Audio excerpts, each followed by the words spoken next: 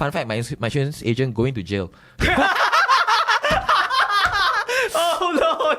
He was caught like for like drunk driving. Next to the big box of tissue paper, you got a smaller packet of tissue paper.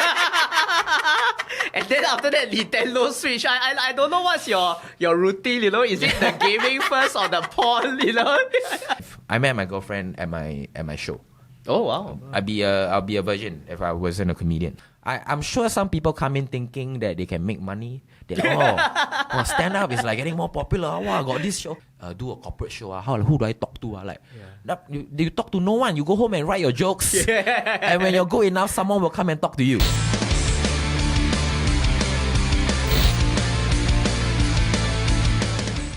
Hey guys, and welcome to yet another episode of the Singaplex After Office Hours podcast. And today we have local comedian Jacky Ng. Yes, that's right. I always want to let y'all know that this is actually happening after office hours, right? A lot of podcasts out there, they will say some bullshit title to you. They will lie to you. They'll be like, oh, just two best friends hang out, but they're not besties anymore. Yeah, like once the camera stop rolling, they walk two different directions. But this podcast is actually happening after office hours. And then that's why we are doing this podcast, even though only maybe 50 people will watch. That's right. This is what we do. All 50 of you? All 50 of you. Thank You're you. all important. Thank you for watching. Yeah, but like also maybe share lah. If you if you try like it, then help a bit lah. Help a bit, right? Yeah. Just click the button only. Like and subscribe. WhatsApp, send it to your mother. Who knows? Email to 20 colleagues. Every small bit goes a long way. That's right. That's right. Because right here we do it for the love, right? That's right. Yeah. And speaking of love, when you set your path on this journey of being a comedian, right? And then I read in a previous interview, your mother had a sit down with you, right? And then she's just concerned lah, right? Like, you're gonna make money out of this. Are you even funny? Eat or not? Yeah. I believe the title of the video was "I Can Eat." I Can Eat. That was like a documentary that I did with this production house. Yeah, so it was very nice. When I started doing it, it has always been like a hobby kind of thing, right? Like I started right after poly, and then I went into NS, and then luckily I went to like a stay out unit, and so I can do stand up at night after I woke up, right? And I mean I just go to open mic lah. Like you cannot moonlight. I wasn't paid for any of the gigs I did, but it was open mic and legal, guys, legal. That's right. No crimes here. No crimes here. Okay. I still had to go to uni. Right, at the end of the day, I think my mom would feel more comfortable knowing I have Get your uni Kevlar degree. vest there, the paper, bulletproof vest right here. Like, you asked me for this, I give you this already. Like, give me some time to try and pursue my interests. Yeah. Yes. And then speaking of interests, you also have an interesting hobby. I see right here on this old picture from the same interview that you talk about Art Can Eat, and then your parents' grave concerns about your career, right? Yeah. You see here, why is there a black porcelain dildo Next to your bed, followed by the very enlightening box of tissue paper? That giant disco dick. It was a gift. It was a gift from a friend. He was gonna go overseas already. Colin Christopher. He's another stand-up comedian in Singapore. So he was gonna go to Canada to study. And then we went to his house, and then everything we wanted we took lah. And that was like the most eye-catching thing for me. Yeah. So I took that back. So every time you touch the porcelain dick, you think of him. I think of Colin. Yeah. Thanks for that dick, Colin. And then next to the big box of tissue paper, you got a smaller packet of tissue paper.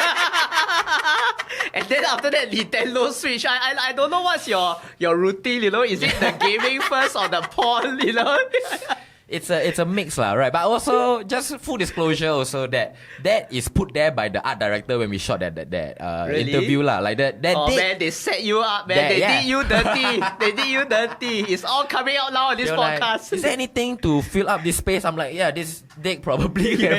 It's a good prop right here. Very artistic. Yeah. Right. It doesn't. Yeah, and it captures light very nicely. Yeah. Hopefully symbolizes your comedic career. Go from strength to strength. Always hard. Never Stay falling hard. over. That's right. So speaking of like staying hard, in the comedy world, as you start out your career, you will bomb a lot, right? So what gave you that thick skin to carry on going? I honestly think like this might sound like I'm bragging, right? Right. And I'm sure there are audience members that have seen me die terrible deaths on stage. But I feel that compared to most comedians, I had a relatively smooth sailing journey. I like to think, because I watched quite a bit of stand-up growing up. Fuzz was the guy that brought me to my first open mic. Fuzz is, of course, one of Singapore's most well-known. Yeah. So he brought me to my first open mic. He sat me down and went through my material the night before my first open mic. The open mic I was at, he was hosting, and he brought me on. Oh, okay. And so I think there were all these factors making me as comfortable as I can. And after my first set, it wasn't terrible. And then that made me want to keep going. And after a while, you sort of realize that dying is really part of the process. It's part of the job. There's no way. Part of the job. Yeah, there's no way for you to know what's going well and what's going bad if you never die. Right. Yeah. Yeah, you kind of have to really go through that, and it's really through dying that when you kill them hard at a show that you feel them shook. Yeah. You know? It's the thrill of the hunt. Yeah, and honestly, after a while, you realize that it's so much harder to perform for less people. Right? Like if you are performing in a theater of 1,000 people, you make 10% of that people laugh. That laughter fills up the theater. That's true.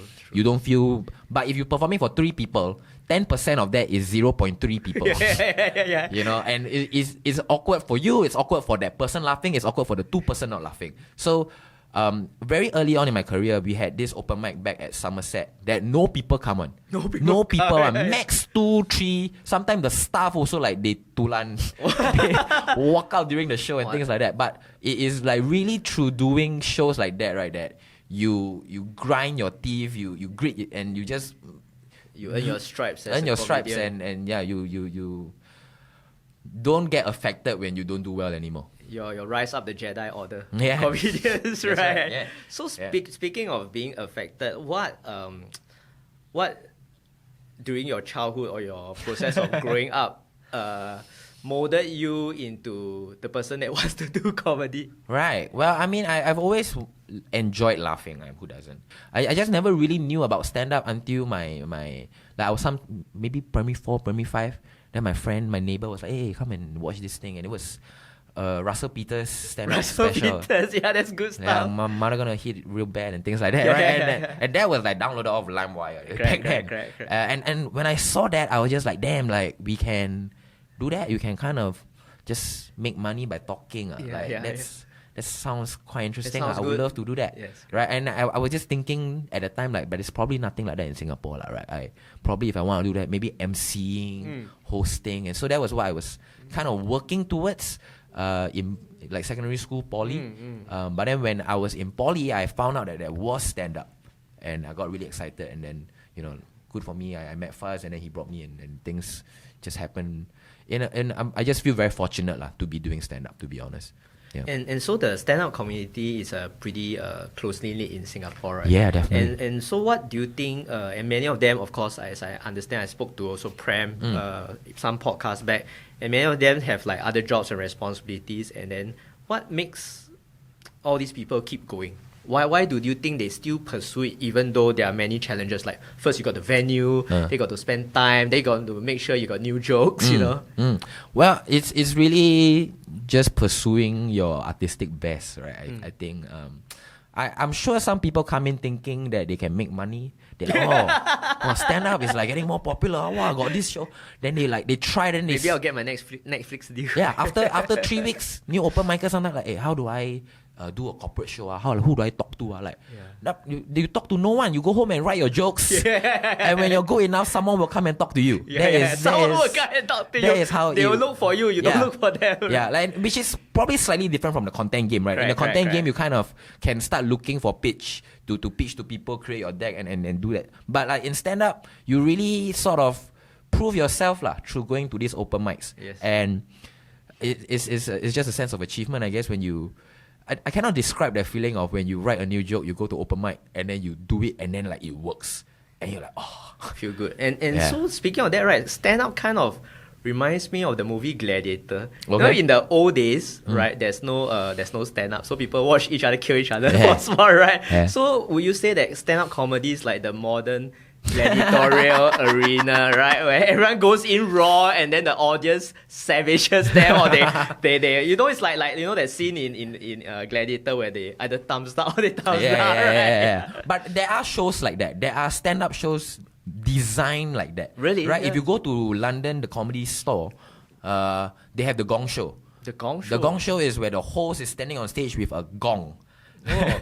They divide the audience into three. I think they can vote whether they like this act or not. I've never been. I think Jinx has won once. Wow. Jinx is the Singaporean comic. He went to the UK and he won once.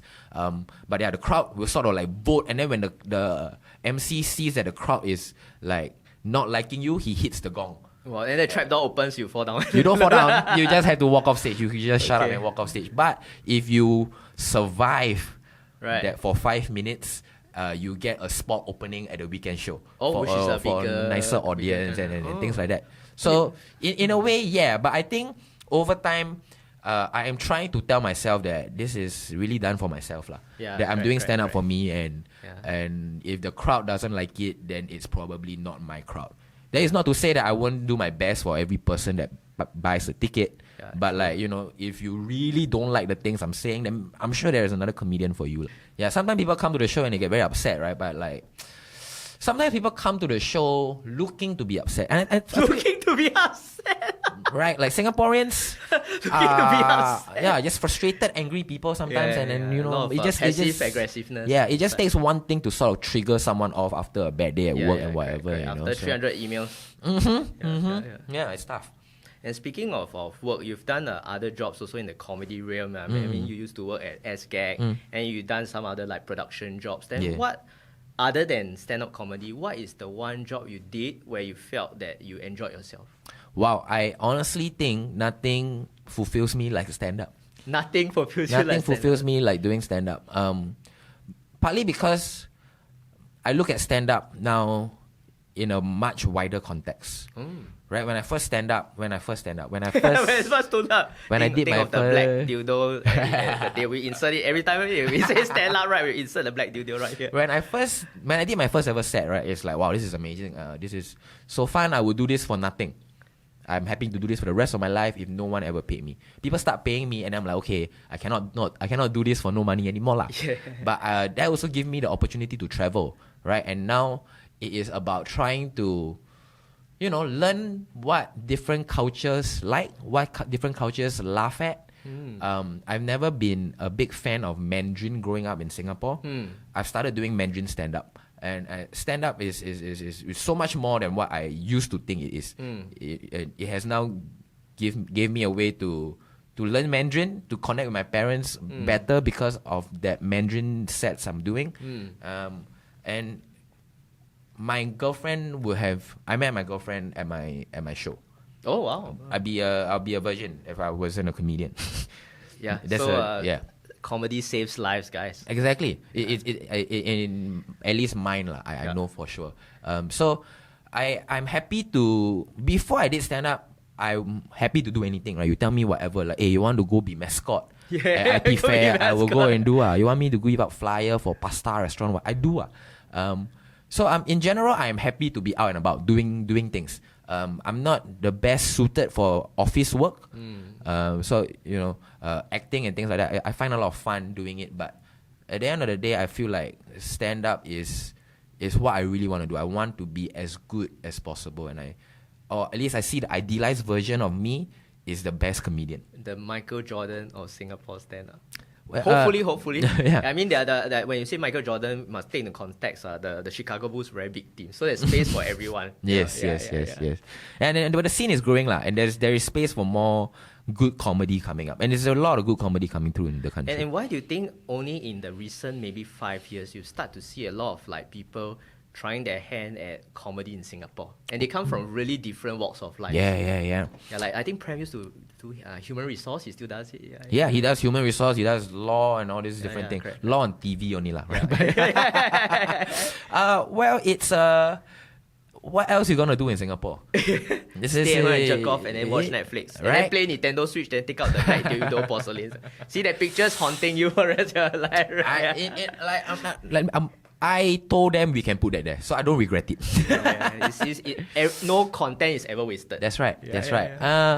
It is, like what else you gonna do? Like, I feel like public speaking is a lot of people's biggest fear. Because I think reportedly, I've read reports about reportedly. public speaking is statistically speaking. and stand-up comedy is the most dangerous form of public speaking lah.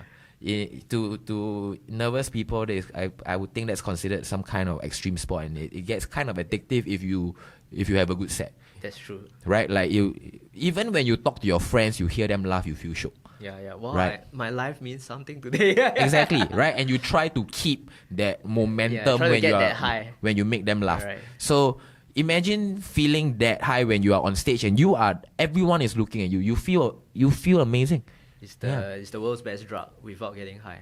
Exactly. Chemically speaking. It's just attention lah. And I feel like you were talking about like what part of my upbringing or whatever. I don't know what part of it is lah, but at the end of the day I realized that it is some kind of public attention I'm seeking for, right? It's not even like approval anymore. It's just wanting them to see me. I've also started doing wrestling. Wrestling? Pro wrestling. We got to get the clips in very I will send you all the clips I can. But pro wrestling, I don't know if you know Singapore has pro wrestling. As in like WWE style pro wrestling. Really? It has been going for 10 years. Wow. What pro does wrestling. Your insurance agent think about that? My insurance agent is... Fun fact, my insurance agent going to jail. Oh no!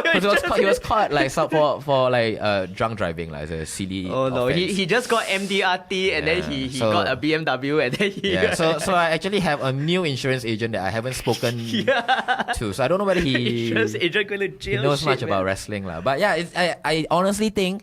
Outside of stand-up, actually even more than stand-up, I think wrestling is the most entertaining, like 2-3 hour show you can watch in Singapore. It's really WWE style wrestling. In Singapore? In Singapore. And so the story, so like this, for people that don't understand, right? Like wrestling is fake. Yeah, they're like scratching their head, right? Like wrestling is fake. Wrestling is it's not MMA. It's not MMA. No blood. Sometimes there is blood. But so the idea of a wrestling show is that it is stories lah. Yeah, it's a narrative. It's a narrative that is written, and so the winner and loser of each match is predetermined. However, the actions you do inside the ring, they are all real lah. If you slap someone on the chest, that guy's gonna feel that slap lah. You know, you slam someone on their back, the guy's gonna feel that on their back. But the difference between wrestling, I think, and like a traditional martial art is that in a traditional martial art, two people are fighting. They are really fighting. They are really trying to kill each other within the rules of that sport. Yeah. In wrestling, it's two people coming into the ring to pretend to kill one another. To pretend. But doing it as safe as possible. That's true. Meaning, I slam you, I need to slam you in a way that you don't die. You don't die, right? I put my face here for you to knee. You promise to knee me in a way that I don't die. Meaning, you use the inside of your whatever because it's like a dance. At the WWE scale, they do this every week.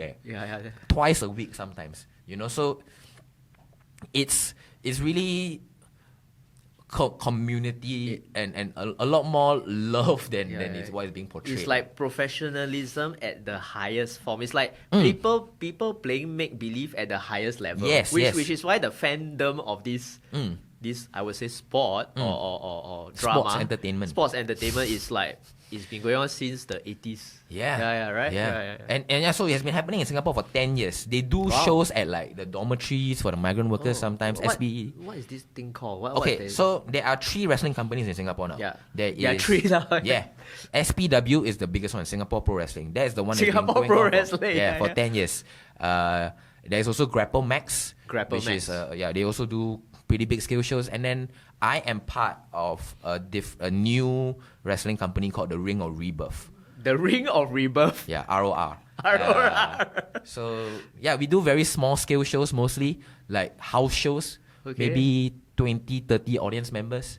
Wow. Yeah. We did one big show last year with Dragon Gate. Then you all have what, the ring and everything?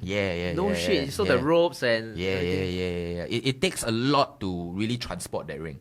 Every wrestler had to go down early to set it up and things like that. I really enjoy the business of wrestling. So what is your persona in the ring? I am me, but like a more childish version. Your Jacky Ng 10 years prior.